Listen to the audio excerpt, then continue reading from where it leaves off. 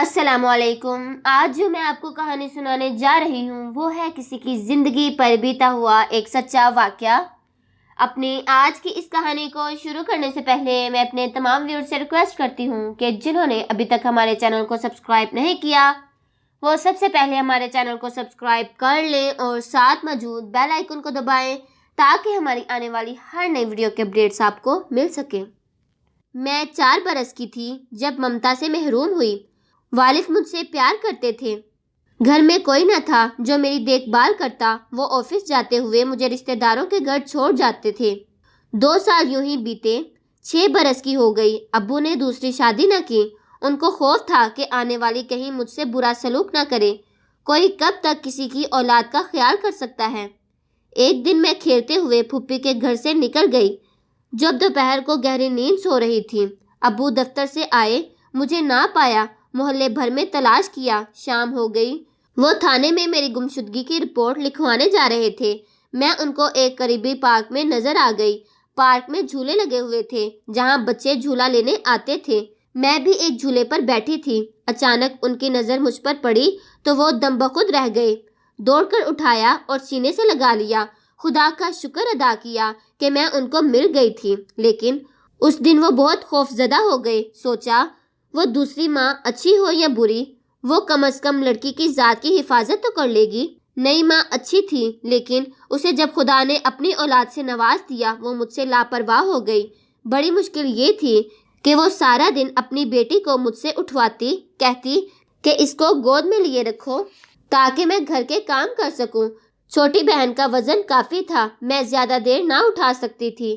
تھک جاتی تو اسے گود سے اتار دیتی، تب وہ رونے لگتی۔ ماں خفا ہوتی کہ تم سے چھوٹی بہن اٹھائی نہیں جاتی، بار بار اس کو گود سے اتار دیتی ہو، رلاتی ہو۔ میں کیا کہتی کہ تھک جاتی ہوں، تبھی گود سے اتار دیتی ہوں۔ انہی دنوں ابو نے مجھے اسکول میں داخل کرا دیا۔ اسکول سے آتے ہی ماں مجھ پر اپنی بچی لاد دیتی۔ تھکن سے اسکول کا کام بھی نہ کر سکتی، تب استانی سے مار پڑتی۔ میں کم سنی میں بھی سخت پریشان رہنے لگی۔ ہمارے پڑوس میں خالہ جمیلہ کا مکان تھا۔ ان کا ایک بیٹا تھا اور ایک بیٹی جو میری ہم عمر تھی۔ کبھی کبھار اس کے ساتھ کھیلنے جاتی۔ اس کا نام کشور تھا۔ وہ میری سہیلی بن گئی۔ اب میں اس کے بھائی اعظم سے پڑھ لیا کرتی تھی۔ وہ مجھے بہن کہتا تھا۔ ان لوگوں کو مجھ سے ہمدردی تھی کہ وہ میرے حالات جانتے تھے۔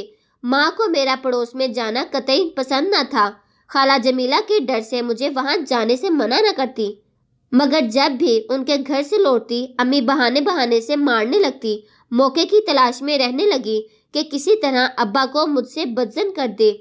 ماں میرے بارے میں میرے باپ سے الٹی سیدھی باتیں لگانے لگی۔ ان کو شک گزرنے لگا کہ میں پڑوس میں جا کر کہیں غلط ماحول تو نہیں اپنا رہی۔ ایک دن جب کہ وہ ڈیوٹی سے لوٹ رہے تھے، میں کشور کے گھر سے نکلی تو انہوں نے مجھے ان کے گھر جانے سے منع کر دیا۔ نتیجہ یہ نکلا کہ میں پڑھائی میں کسی سے مدد نہ لے سکی اور فیل ہو گئی۔ یوں اس عورت نے اسکول جانے سے روک دیا اور میں زیور تعلیم سے محروم رہ گئی۔ اس بات کا سخت صدمہ ہوا۔ میں غمزدہ رہنے لگی۔ اپنی سہیلی اور اس کے گھر والوں کی محبت اور حسن سلوک کو یاد کر کے آنکھوں میں آنسو آ جاتے تھے۔ خالہ جمیلہ جب پیار سے بلاتی اور اپنے ہاتھوں سے بالوں میں کنگھا کر کے میرے بال سنوارتی تو مجھ کو بہت اچھا لگتا۔ ان کا پیار محسوس کر کے بہت خوش ہوا کرتی۔ اب میرا گھر میں دل نہ لگتا تھا اور دم گھٹتا تھا۔ ایک دن ماں سودا سلف لینے گئی تو میں موقع غنیمت جان کر کشور سے ملنے اس کے گھر چلی گئی۔ خبر نہ تھی کہ امی رستے سے واپس لوٹ کر آ جائیں گی۔ مجھ کو گھر میں نہ پا کر پڑوس میں آئی اور بازو سے پکڑ کر لے گئی۔ شام کو ابا گھر آئے تو کیا ان کے کان میں پھونکا کہ وہ تیش میں آ کر تھپڑ مارنے لگے۔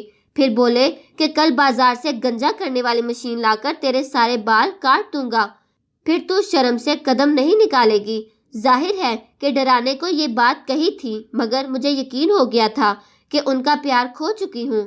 دوسرے روز جو ہی وہ دفتر گئے میں بھی گھر سے نکل گئی۔ لاری اڈا قریب تھا، جا کر ایک لاری میں بیٹھ گئی۔ مجھے نہیں معلوم کہ وہ کس سمت میں جا رہی تھی۔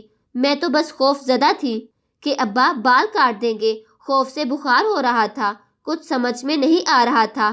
لاری چلتی رہی، مسافر اترتے چڑھتے رہے اپنی اپنی منزلوں پر، لیکن میری تو کوئی منزل نہ تھی۔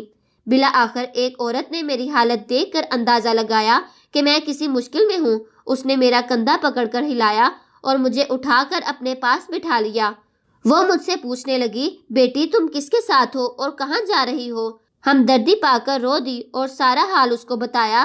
اس نے مجھ کو تسلی دی۔ جب وہ اپنی منزل پر پہنچی تو مجھے اپنے ساتھ لاری سے اتار لیا اور خاوند سے کہا کہ اس کو گھر لے چلتے ہیں، ورنہ یہ بچی کسی ظالم کے ہتھے چڑھ جائے گی۔ یہ لوگ مجھے اپنے ساتھ گھر لے آئے۔ میری محسنہ کا نام کلثوم اور اس کے خاوند کا نام اشرف تھا۔ وہ ایک سابقہ فوجی تھا۔ انہوں نے مجھے اپنی بیٹی بنا لیا۔ ان کے کوئی اولاد نہ تھی۔ میں کسی طور اپنے گھر لوٹ کر جانا نہ چاہتی تھی اور یہ نیک لوگ مجھے بہرحال زمانے کی ٹھوکروں سے بچانا چاہتے تھے۔ مجھے اس گھر میں بڑا سکون ملا۔ ابا کی یاد تو آتی تھی، مگر ان کی دھمکی اور بال کاٹ دینے والی بات بھی یاد آ جاتی تھی۔ کلثوم اور اشرف دونوں مجھ سے پیار کرتے تھے جیسے ماں اور باپ اپنی اولاد سے کرتے ہیں۔ تب ہی میں نے ماضی کا ہر دکھ بھلا دیا۔ ناسمجھی میں گھر سے نکلی تھی، مگر خدا مجھ پر مہربان تھا کہ اس نے دنیا کے عذابوں سے بچا لیا۔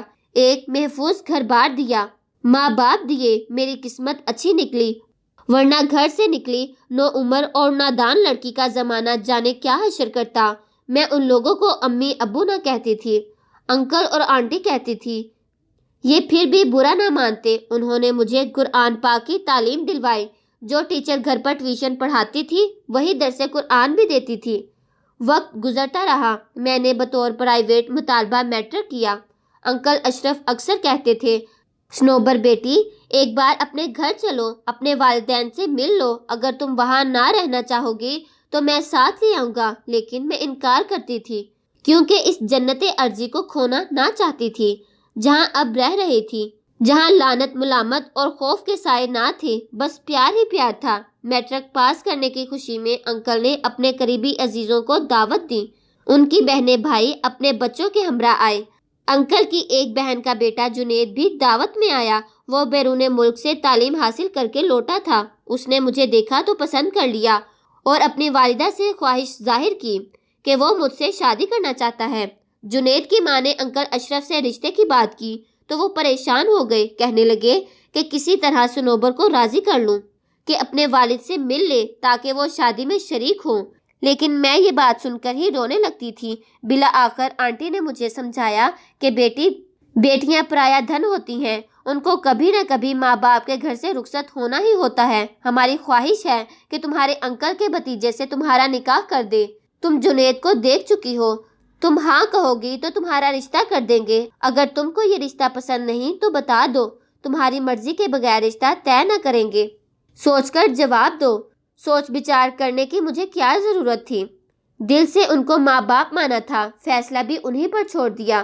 تبھی انہوں نے میری شادی جنید سے کر دی اور میں بیاہ کر پھوپھی جان کے گھر آ گئی۔ شادی کے 2 سال بعد اپنے شوہر کے ہمراہ لندن آ گئی اور خوش و خرم زندگی بسر کرنے لگی۔ اب زندگی میں کوئی غم نہ تھا۔ اگر کمی تھی تو یہ کہ والد صاحب کی یاد آتی تھی، اداس ہو جاتی تھی، سوچتی تھی کہ اس دم تو گھبرا کر گھر سے نکل پڑی تھی۔